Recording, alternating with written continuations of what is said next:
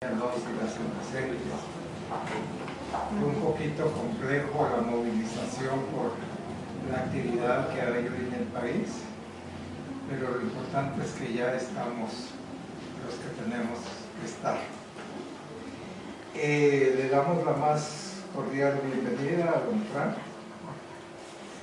y también a Guilherme Canela. Bienvenidos. Nos sentimos también muy honrados con la presencia de doña Anabel Rivera. Aquí, doña Anabel Rivera, que es la directora del Instituto Demos de Guatemala.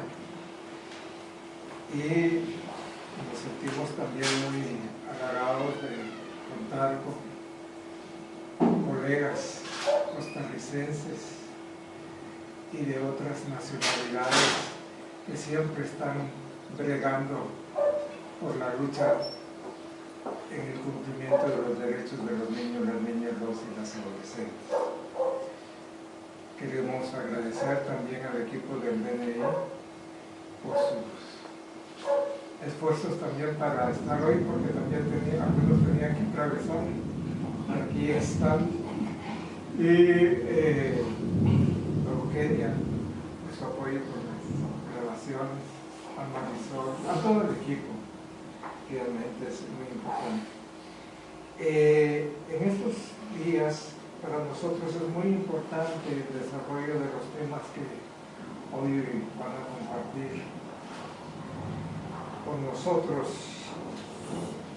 en un ámbito de comunicación, porque DNI es la contraparte de ANDE, América Latina, y siempre ha habido un esfuerzo por lograr que los medios de comunicación, cuando tocan el tema de los niños, las niñas, los y las adolescentes, lo hagan respetando el marco de sus derechos, no solamente como un referente de noticia o de promoción, de venta de espacios, sino al contrario, como acompañantes en el proceso de desarrollo integral de sus vidas.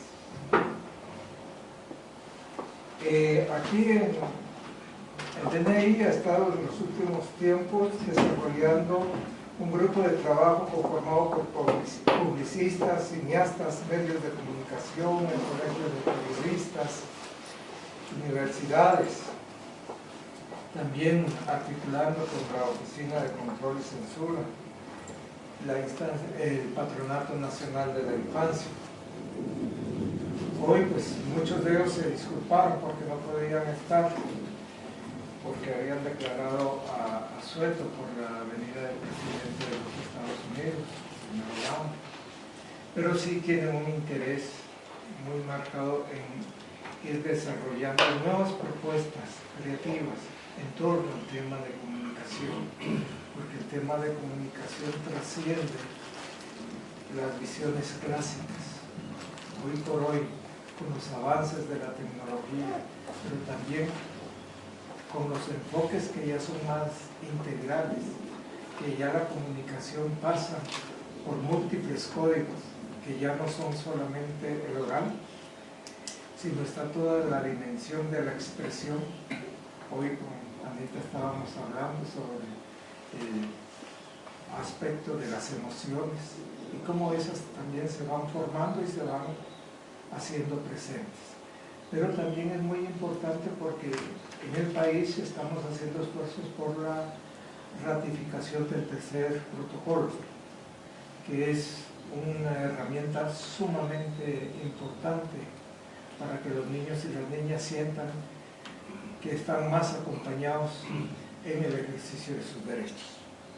Sin más preámbulos, la metodología sería que estaríamos escuchando las exposiciones y entraríamos a un conversatorio abierto y al final pues, nos tomaríamos un cafecito. Le voy a pedir a don Frank, por favor, hasta acá, al igual que a don Guilherme. No sé si doña Ana tiene algunas palabras. Sí, es experta en tema de la niña.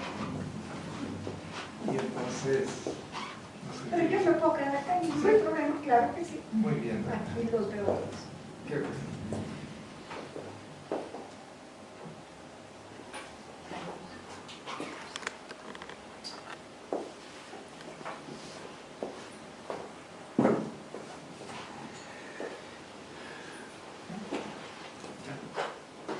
Bueno, muchísimas gracias. Es un privilegio para nosotros estar acá.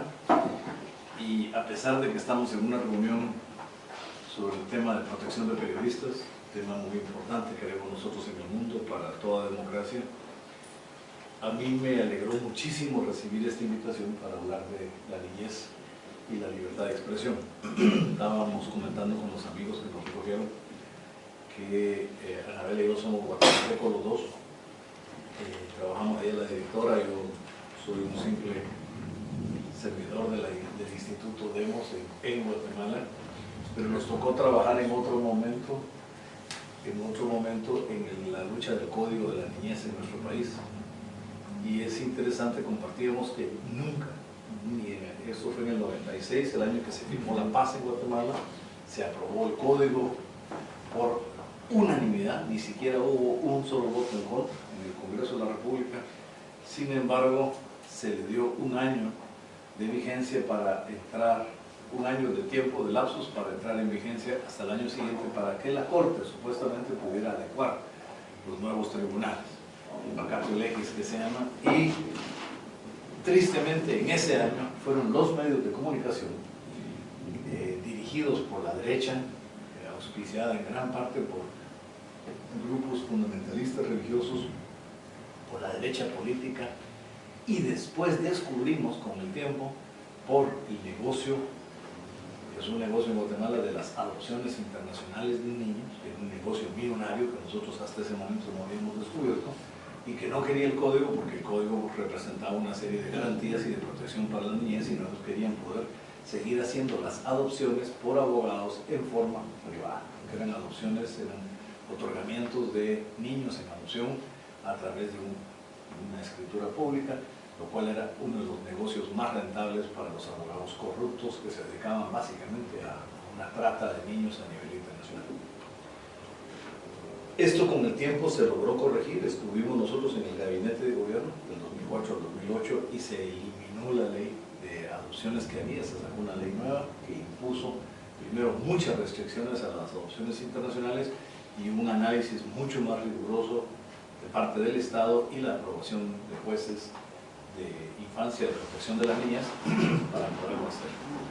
No digo que el problema se haya eliminado del todo, pero ciertamente Guatemala disminuyó. Esto demostró que cuando hubo rigor en la ley y protección real, se logró también evitar y disminuir sustancialmente estas adopciones. ¿Por qué menciono esto? Porque mucho antes de la Relatoría de Libertad de Expresión, yo empecé la relatoría en agosto del 2008, de hecho inmediatamente después de salir del gobierno, mi puesto de gobierno fue como comisionado presidencial de Derechos Humanos, y también ahí peleamos por temas de la niñez y por la nueva ley de adopciones que se pasó. Logramos entender la importancia de vincular el tema de niñez con el tema de comunicación. Y ahora en la relatoría le estoy dando una dimensión nueva que también quisiera plantear. Pero la primera es, ciertamente, que la forma en que se perfila la niñez puede ser fácilmente distorsionada. Es decir, las campañas que se hicieron en contra del código, que por cierto nunca entró en efecto, hasta la fecha, el código, después de un año, le dieron otro año, y lo siguieron posponiendo, y el código, hasta la fecha, no entró en efecto. Entonces, lo que hicieron posteriormente, y lo hizo un partido de derecha, fue proponer lo que llaman la ley PINA, la Ley de Protección Integral de la Niñez y Adolescencia. ¿Por qué? Pues era la alternativa. No es una mala ley, es una buena ley, pero mucho más reducida de lo que el código representaba, con mucho menos garantías y mucho menos derechos de los que en el código hubiéramos tenido. ¿Qué era lo que nos preocupaba realmente? La ley PINA sí mantiene digamos, el derecho a la salud, el derecho a la educación, a la protección física integral, al no maltrato de ninguna manera física, al no castigos violentos, etc. Eso está en la ley, se logró mantener, pero le quitó todas las cosas más trascendentales que era visto, como por ejemplo la protección de la libertad de pensamiento de los niños, de la libertad de conciencia de la niñez, de la privacidad de la niñez, otras libertades que el Código de la Niñez tenía considerados. ¿Qué es lo que descubrimos, como yo decía, en este manipuleo del tema de la niñez? Es que, así como puede haber campañas positivas en que se anime a la población a proteger a la niñez, a tomar acciones concretas de protección, tanto desde la actitud en la vía pública como otras iniciativas, también pueden haber leyes, algunas descaradas, digamos, que atentan contra los derechos de la niñez, la forma en que, por ejemplo, la prensa perfila la delincuencia. En nuestro país hay, por supuesto, maras juveniles, hay adolescentes, hombres y mujeres adolescentes que participan ya incluso del crimen organizado. Nosotros entendemos eso y no lo negamos, creemos que es un problema muy serio de violencia del país. Estos son adolescentes armados que cometen crímenes armados, que violan la ley penal, pero también, lo decimos, consideramos que son jóvenes producto de una sociedad que no supo darle respuesta desde la niñez a las niñas y niños, y mucho menos en la adolescencia. Por ejemplo, nosotros en Guatemala logramos cubrir más o menos el 95% de la educación primaria en el registro. No se sabe cuántos terminan el año, pero por lo menos en registro, más o menos un 95% de niños.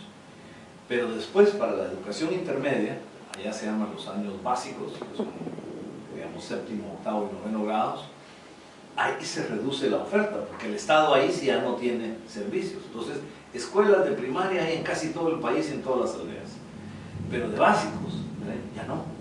De básicos hay que ir o a la cabecera municipal, en algunos casos a un municipio vecino, para poder hacerlo. Y ya para la etapa final, la etapa que llamamos nosotros de diversificado, en que alguien puede estudiar bachillerato, secretariado o perito, implica todavía menos. Se reduce casi siempre a la cabecera del departamento. Entonces, esto ha provocado que el 80% de la educación secundaria sea privada. Y en un país tan pobre como el nuestro, sabemos que el hecho de que el 80% de la educación secundaria sea privada disminuye sustancialmente la posibilidad de adolescentes, de niñas, niños, adolescentes, a llegar a acceder a este tipo de educación. Quiere decir que lo que el Estado da, en el mejor de los casos, es acceso a la primaria. Nada más, hasta sexto grado. Y, tristemente, con el tema de género, y este sí es un tema cultural de la nación que tenemos que combatir, normalmente a las niñas les da hasta tercer grado, porque a los padres de familia, familias padre y madre, digamos, ambos, en familias numerosas, la idea es, primero, que no pueden sostener el costo de todos los niños, los hijos y las hijas yendo a la escuela, y segundo, que sí es importante que las niñas vayan, pero que aprendan a leer y escribir, básicamente, tal vez a sumar y restar, porque eso las va a sacar adelante, pero hasta ahí, porque de ahí en adelante que se dediquen a buscar marido, porque ya tendrán quien las mantenga el resto de su vida. Esta es un poco la mentalidad contra la que estamos combatiendo y peleando. Entonces, en el mejor de los casos, el Estado, como Estado, garantiza primaria, pero en el peor de los casos, la misma visión cultural nuestra del país implica que las niñas van a tener la mitad de las oportunidades de estudio dentro de esa primaria que los niños van a tener hasta el tercer grado. ¿Qué es lo que esto hace? Si esto genera niveles masivos de desempleo, si una niña, niño llega a los 13 años, a los 14 años a sexto grado, y de ahí el año siguiente ya no tiene escolaridad, a los 14 o 15 o 16, entran en lo que llamamos la rutina de calle. El padre y la madre se van a trabajar, y aunque la madre se quede en las zonas rurales, estos adolescentes ya no quieren estar encerrados en su casa, se van a la calle, entran en las malas influencias de otros jóvenes, normalmente mayores, que ya están en actividades ilícitas, algunos por sobrevivencia, otros simplemente por compañía, por generar espacio. Si a esto se le agrega la problemática de la migración, en el caso nuestro hay muchísimas familias dirigidas por madres únicamente, porque los padres han migrado a buscar trabajo en el norte. Entonces, efectivamente, la posibilidad de educación, de vigilancia, de acompañamiento a estas y estos adolescentes se reduce sustancialmente.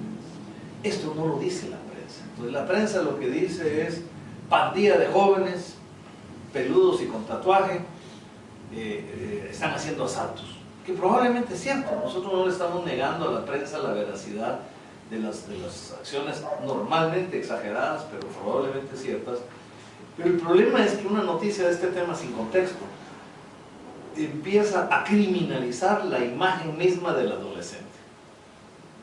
Él o la adolescentes, solo por el hecho de serlo y por estar caminando en la calle, y peor aún si son adolescentes de barrios populares en la ciudad o de zonas rurales, son automáticamente vistos como potenciales delincuentes. Y así empiezan a ser tratados por la sociedad y no digamos por las fuerzas policiales. Entonces esto es un círculo vicioso en que hemos tratado de hacer que los mismos medios de comunicación reconozcan su error.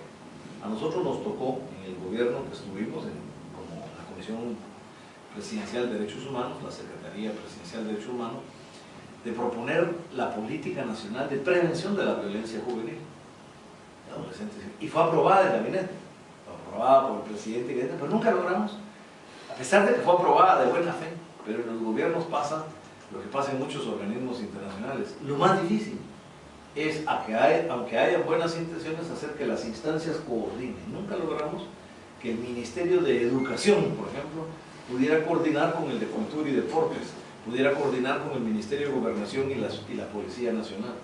Cada quien en lo suyo. Entonces, si no había una estrategia, había una política aprobada, pero no asumida como una estrategia en coordinación de esas instancias. Este era uno de los dilemas fundamentales que encontramos. Y en esa política, uno de los llamados particulares, hacíamos 9 ejes estratégicos de la política. Uno de los ejes fundamentales era el de trabajar con los medios de comunicación, con la prensa. Les decíamos siempre, no se trata de mentir, no se trata de esconder. Si el país está sufriendo una realidad violenta, no se trata de esconderla, no se trata de disimular la violencia, sino se trata de darle el enfoque correcto y de buscar las raíces sociales de este nivel de violencia. Pues bien, lo que no logramos en nuestro momento, en el 2004-2008, que no es hace tanto tiempo, ¿no? Estamos hablando de 5 a 9 años hace, hoy se ha puesto peor, porque algunas de las pandillas que hoy han pasado ya a ser parte del crimen organizado, y hay amigos que trabajamos con los derechos de las niñas que me han dicho, eso no hay que decirlo porque entonces van a atacar a los niños o a los adolescentes. Yo creo que al contrario, sí hay que decirlo, porque el problema fundamental es que el Estado no enfrenta a los capos del crimen organizado, a los grandes líderes, quiere enfrentar a los adolescentes y a las pandillas que están en los barrios. Es cierto que hay un vínculo, pero también es cierto que el atacar a los barrios y a los adolescentes y jóvenes ahí no resuelve nada, absolutamente nada. Si no resuelven el problema de raíz, que es quiénes son los grandes líderes del narcotráfico, o de la trata de personas, o del contrabando y de otros males endémicos que tenemos, donde el crimen organizado ha aumentado diametralmente. Entonces, eso es importante que lo diga la prensa. Yo no tengo problema en que se reporte la violencia, pero que se diga que la responsabilidad de un Estado débil que no está enfrentando a los poderosos, a los que tienen el poder económico y a veces incluso poder militar, porque ahora ya hay zonas del territorio nacional con grupos paramilitares del narcotráfico, que lo controlan. Entonces, mientras eso no se resuelva, no pretendan resolver atacando a las niñas. Y tristemente, en esta lucha del crimen organizado, encima el Estado se encuentra ahora con un problema peor. El crimen organizado, las pandillas, las maras de jóvenes, descubrieron, lo que está en la ley, no lo habían conocido, pero descubrieron que a los niños y niñas menores de 14 años gozan de inimputabilidad ante la ley penal. De 14 a 18 son imputables ante tribunales especiales, que son en nuestro país, yo no sé aquí cómo se llaman, pero son llamados tribunales de adolescentes en conflicto con la ley penal. No son delincuentes, no son tribunales penales, no son tratados como delincuentes, sino se les trata como adolescentes, pero como adolescentes en conflicto con la ley, y son recluidos en instituciones especializadas del Estado. Y hay sentencias, hay condenas de internamiento. Pero menores de 14 años son inimputables de ningún delito y de nada, simplemente devueltos a sus familiares más cercanos, quienes deben asumir la responsabilidad. Entonces todo empezó porque las pandillas entonces empezaron a utilizar, especialmente a niños, para ser los portadores de las armas. Entonces, por ejemplo, iban a asaltar un bus, entonces iban los grandes, los jóvenes ya, mayores de edad, o los adolescentes, subían al bus, pero quien llevaba las armas en su mochila, en su bolsa de espalda, era un niño de 10 años. Llevaba 4 pistolas y no sé qué. Ya en el bus las sacaban y asaltaban el bus, digamos, ¿no? Pero si por casualidad los detenían antes, ellos tenían la ventaja de que el detenido era un niño de 10 años, inimputable. Y pasó de ese tipo de actividad de niñez a actividades peores, a contratar a niños para asesinatos, para ejecuciones. Y uno lo entiende cuando uno vive en nuestros países y nosotros nos hemos recorrido el país y uno ha visto la realidad. Uno lo entiende si una niña o un niño, pero esto especialmente ha sido con varones, con niños, si este niño ha crecido en una casa donde es violentado desde la infancia, desde los primeros meses de vida, tratado con violencia, tratado con desprecio emocional y psicológico, tratado con saña en algunas cosas, crece en ese ambiente de falta de recursos, de falta de alimentación, de negación de las cosas básicas, incluyendo comida, vestuario, alimentación, pero además en un ambiente de violencia y agresión, pues tiende a reproducir esos fenómenos, pero además a generar una frialdad emocional ante estos fenómenos. Si encima vive en un barrio, o la misma familia, es una familia de miembros del crimen organizado, de narcotraficantes, es muy fácil entender que estos niños, tuvimos recientemente, hace un año más o menos, un caso de un niño a los que le pagaron 250 quetzales, que es una cantidad ínfima, colones costarricenses, no sé, pero serán $40, digamos, le pagaron para generar pánico en un barrio. Le dieron una pistola y le dijeron que tenía que ir a asesinar a una señora que era la dueña de la tienda, que era un poco la viuderesa del barrio. Él ni la conocía, porque después lo detuvieron, le preguntaron, ni sabía quién era, ni la conocía. Y sin embargo no había una cólera personal o una vendetta, nada. Simplemente a él lo contrataron y fue. Y él dijo, me estoy ganando la vida, digo, ¿no? Y fue, y un tiro le pegó, pues, y la mató a la pobre señora. La señora ya mayor, trabajando en su tienda. Y uno dice, ¿cómo es un niño? Claro, entonces cuando la prensa lo reporta, genera aquella indignación, pero al mismo tiempo, si la prensa lo maneja mal, lo maneja mal, empieza a generar también cólera contra la niñez. Porque ahora uno piensa en un país, si nuestros niños son capaces de un asesinato, entonces todos los niños son malos. Claro, y empiezan los programas de derecha básica. Y esto era lo más absurdo, un programa religioso donde hablaban de que había que retornar al uso de la vara. Y en las escuelas, la educación entra por la vara. La vara, entendemos todos exactamente a qué vara se refería, y que había que utilizar la vara para educar a los niños, y la vara para enseñarles las matemáticas, y la vara para que aprendieran ética y moral. Es decir, se empieza, interesantemente los adultos empiezan en su mentalidad a reflejar esa misma actitud de violencia que llevó al niño a cometer estos actos. Entonces nosotros hemos tratado de provocar un poco esta reflexión entre los medios de prensa, no solo en nuestro país. Guatemala es nuestro campo de experimentación, pero yo como relator me toca hacerlo en el mundo entero. Y efectivamente es muy importante. Yo vine del Cairo hace 2 días, acabo de regresar, y hubo un parlamentario, para que veamos que es un problema, un parlamentario que hace, como ahora está la fraternidad islámica en el poder, y no lo digo con prejuicio religioso, porque la actitud mía, católico, ferviente, creyente y practicante, no tengo ningún problema en decirlo, pero no tengo prejuicio al contrario, yo creo en el diálogo interreligioso y en la búsqueda de diálogos y de la paz en el mundo. Pero sí me parece que hay distorsiones de todas las religiones, y en Egipto ciertamente empieza otra vez a haber una escalada ahora que la fraternidad islámica está en el poder, una escalada de agresión contra las mujeres en la calle, porque no deben andar en la calle, la mujer tiene que entender que su papel es en la casa, y no deben andar callejeando no debe querer estudiar, entonces ya empieza otra vez algo que Egipto, con todo y la violencia política que sí tenía, pero no había tenido esos niveles de violencia de género. Entonces empiezan a haber agresiones ya verbales, pero también propuestas como este parlamentario loco, solo fue uno, gracias a Dios, pero ya el hecho que uno, en el parlamento oficialmente, que propuso que había que disminuir la edad del matrimonio para mujeres a los 9 años, para mantener la tradición. Entonces dice uno, estos locos, eso ya no es religioso, digamos, eso. Y claro, uno se da cuenta, además de que muchos de estos movimientos fundamentalistas de todas las religiones, yo hablo del Islam porque lo que acabo de ver, estuve en el Cairo y hace un mes estuve en Túnez, pero muchos de estos movimientos fundamentalistas religiosos tienen realmente un interés político. Es decir, los que están en el poder quieren movilizar a la población con consignas absurdas, pero eso fortalece su papel en el poder. O sea, no es que sean fervientes creyentes los que están en el poder, mentira. Es que estas ideas absurdas y este radicalismo absurdo les permite movilizar población. En mi país pasa una cosa parecida con un fundamentalista, pero que encontró la fórmula mágica. Acaba de inaugurar una iglesia evangélica de 13.000 personas. Es un estadio esa cosa. Además van a ser una universidad. El cuate este se llama, de apodo le dicen, su apellido es Luna y de apodo le dicen Cash Luna, desde que estaba en la secundaria. Y Cash viene del inglés de cash, porque dicen que es puro Midas, lo que él toca se le vuelve plata. Pero el hombre, ese es su mensaje, tiene una cantidad de seguidores, al revés, tiene seguidores entre la élite.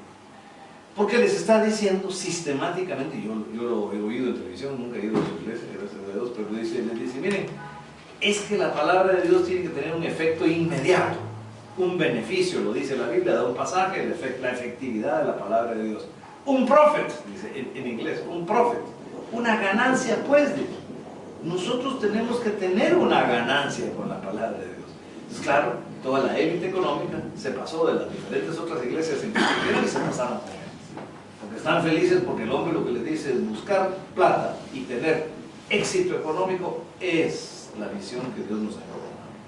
Mentira eso de que la opción preferencial por los pobres, no, esos son inventos de ahora, no es cierto. Y lo dice con el mayor descaro. Pero no me voy a meter en el tema religioso, pero lo interesante es esta distorsión. Por cierto, él puso a su hijo, niño, a dar sermones. Y es impresionante. Yo lo oí al muchachito, ahora ya creció un poco, pero lo oí y decía, y es que algunos locos dicen que hemos evolucionado del mono. Definitivamente se han visto en el espejo, incluso haciendo broma de un tema muy serio. Y toda la gente decía la derecha de eso, ¿no? Pero bueno. ¿Qué nos retrotrae esto? Es que no vamos a ganar la batalla de los derechos de la niñez si no hacemos una estrategia de medios seria y si no hacemos que los medios mismos reconozcan su misión. Hay experiencias bonitas, por ejemplo, en El Salvador, país vecino con más violencia que Guatemala, los dueños de los medios escritos, aunque son competencia entre sí, voluntariamente decidieron que no iban a publicar una foto violenta en la portada. Adentro sí se podía, pero dijeron en la portada no cadáveres, no muertos, no baleados, porque se dieron cuenta que ya lo estaban haciendo, claro, la violencia vende, digamos, ¿no? Entonces ellos decían, están los kioscos de periódicos, pasa nuestra niñez, eso fue una de las consideraciones, pasa nuestra niña, nuestros niños caminando, pasan viendo la portada de los periódicos y ven cadáveres. ¿Qué es lo que les estamos mensaje? Además de ¿qué imagen de país estamos dando a los adultos y al turismo y a la comunidad internacional? Entonces ellos voluntariamente dijeron no más, ni una foto de violencia en la portada. A mí me pareció un acto de madurez, porque yo no creo en las regulaciones del Estado sobre contenidos, salvo en los casos de delito, como por ejemplo la pornografía infantil, que para mí eso sí es un delito y un delito grave, que debe ser perseguido gravemente. Pero, digamos, no es fácil poder entrar en consideraciones de contenido con los medios de prensa. Es mucho más importante que ellos definan una nueva ética frente a esta realidad violenta en la que vivimos. Tuvimos canales de televisión, desgraciadamente son un monopolio en mi país, la televisión de don Ángel González, un mexicano que tiene no sé cuántos canales en todo el continente, donde los camarógrafos